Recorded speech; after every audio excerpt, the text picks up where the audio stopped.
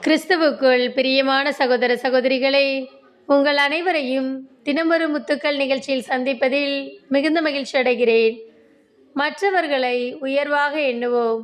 1 பேதுரு 5ஆம் அதிகாரம் 5ஆம் வசனம்.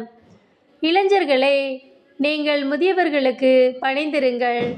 ஒருவர் மற்றவரோடு பழகும்போது எல்லோரும் மனத்தாழ்மையை ஆடையாய் அணிந்திருங்கள். ஏனெனில் செருக்குற்றோரை கடவுள் இகழ்ச்சியுடன் நோக்குவார், தாழ்நிலையில் உள்ளவர்களுக்கோ கருணை காட்டுவார். பிரியமானவர்களே, இந்த உலகில் யாரும் அறிவாளியும் கிடையாது, யாரும் முட்டாளும் கிடையாது.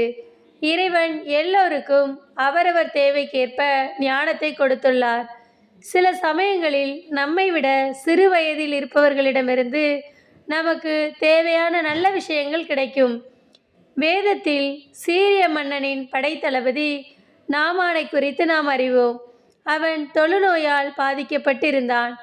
அவன் வீட்டில் பணி செய்யும் சிறு பெண் சமாரியாவில் இருக்கும் இறைவாக்கினர் எலிசாவிடம் சென்றால் அவர் தொழுநோய் குணமாகும் என்று கூறுகிறார்.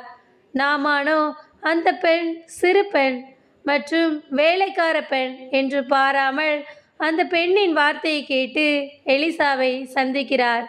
எலிசா அவனிடம், நீ யோர்தான் நதியில் 7 முறை மூழ்கினால் நலம் பெறுவாய் என்று கூறுகிறார். நாமானோ எலிசாவின் வார்த்தையை அசட்டை செய்யாமல் மூழ்கி சுகம் பெறுகிறான். நாமும் சில வேளைகளில் இப்படித்தான் சில காரியங்களை அசட்டை செய்து நமக்கு வரும் ஆசீர்வாதங்களை இழந்து விடுகிறோம். ஞானத்தோடு நடந்து கொண்டால் ஆசீர்வாதத்தை பெற்றுக்கொள்வோம். நாம் ஒவ்வொருவரும் ஆண்டவரின் வார்த்தைக்கு கீழ்ப்படிந்து மனத்தாழ்மையோடு நடந்து கொள்வோம். அன்பு இறைவா, நாங்கள் எங்கள் உள்ளத்தில் செருக்கிற்கு இடம் கொடாமல் தாழ்ச்சியோடு நடந்து கொள்ள மற்றவர்களை மதிக்க வரம் தாரும் இறைவா. ஆமென்.